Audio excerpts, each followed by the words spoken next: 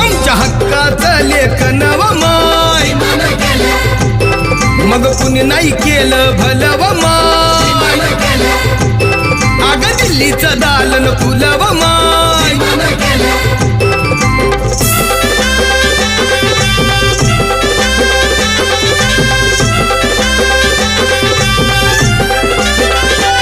तुमच्या पोरानं शाळेत शिकावं आशाला जारीला मुकावं असं